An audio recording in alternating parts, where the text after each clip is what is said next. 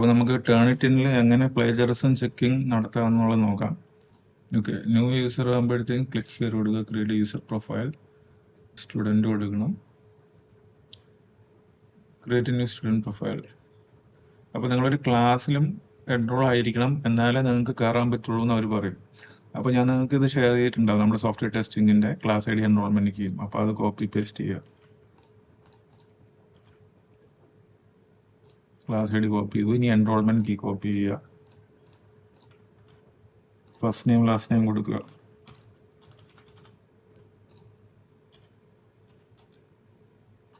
Email അഡ്രസ്സും കൊടുക്കുക, ഒരു പാസ്വേഡ് കൊടുക്കുക, എന്തെങ്കിലും ഒരു പാസ്വേഡ് കൊടുക്കുക.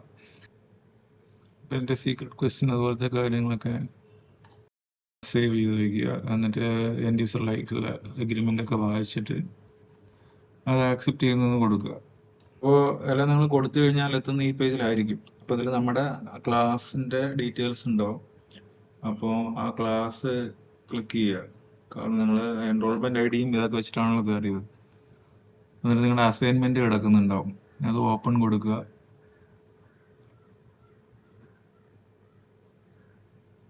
അപ്ലോഡ് സബ്മിഷൻ, സബ്മിഷൻ ടൈറ്റിൽ വേണമെങ്കിൽ അറ്റംപ്റ്റ് 1 എന്തെങ്കിലും കൊടുക്കുക നിങ്ങൾക്ക് തിരിച്ചറിയാനായിട്ട്. സബ്മിഷൻ ഫയല് ചോദിക്കും,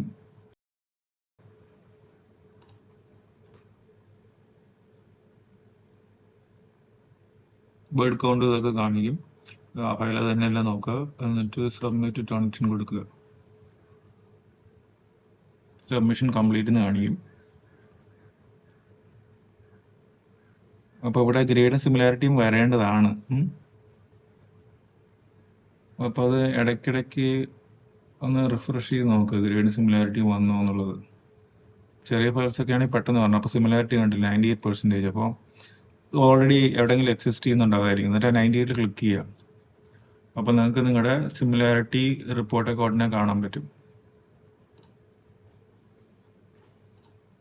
കണ്ടില്ലേ, ഇത് 98 എവിടെ നിന്നൊക്കെയാണ് സിമിലാരിറ്റി എന്നുള്ളത് ഇതൊരു റിപ്പോർട്ടായിട്ട് നിങ്ങൾക്ക് ഡൗൺലോഡ് ചെയ്യാൻ പറ്റും. ഇവിടെ ഡൗൺലോഡ് ബട്ടൺ ഉണ്ട്, അപ്പോൾ അത് ഡൗൺലോഡ് കൊടുക്കുക.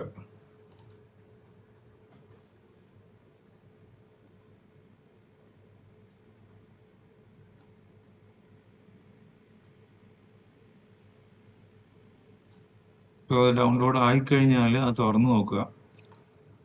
അപ്പം അതിൽ ഡീറ്റെയിൽ ആയിട്ട് എഴുതിയിട്ടുണ്ടാവും ഓരോന്നും എവിടെ നിന്നൊക്കെയാണ് സിമിലാരിറ്റി ആയിട്ട് അവർക്ക് തോന്നിയത്. 1, 2 എന്നൊക്കെ എഴുതിയിട്ടുണ്ടാവും. പിന്നെ പല പല കളർ കോഡ്സ് യൂസ് ചെയ്തിട്ടുണ്ടാവും.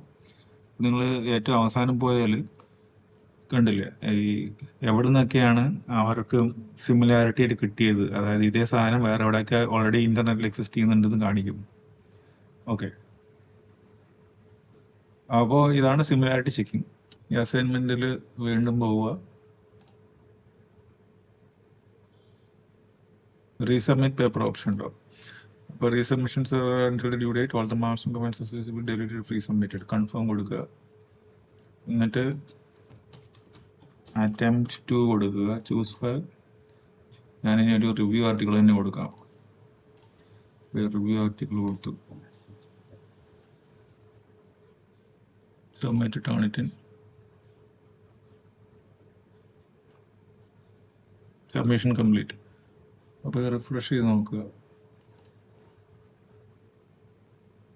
അറ്റംപ്റ്റ് 2 വന്നു, സിമിലാരിറ്റി 4%. ഈ പച്ച കളർ വന്നാൽ കുഴപ്പമില്ല, സാധാരണ അക്സെപ്റ്റബിൾ റേഞ്ച് ആണ്. ഈ ചുവപ്പ് കളർ വന്നു കഴിഞ്ഞാൽ നിങ്ങൾ നിങ്ങളുടെ ആർട്ടിക്കിൾ തിരുത്തേണ്ടി വരും, അതാണ് എൻ്റെ അർത്ഥം. അപ്പോൾ ഇതേപോലെ നിങ്ങൾ ഈ റിപ്പോർട്ട് എടുക്കുക, റിപ്പോർട്ട് എടുത്തിട്ട് ഡൗൺലോഡ് ചെയ്യുക. ഡൗൺലോഡ് ചെയ്യേണ്ടത് കറണ്ട് വ്യൂ ആണ്. കറണ്ട് വ്യൂവിലാണ് നമ്മുടെ ഈ സിമിലാരിറ്റി ഡിറ്റക്ഷൻ കാണാൻ പറ്റുക.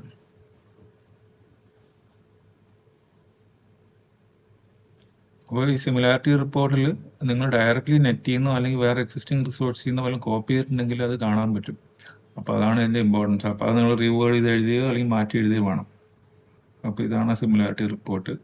4% സിമിലാരിറ്റി ആണ്, കുഴപ്പമില്ല. അത് ഏറ്റവും ലാസ്റ്റ് ഉണ്ടാവും. 4% അത്ര പ്രശ്നം ഉണ്ടാവില്ല.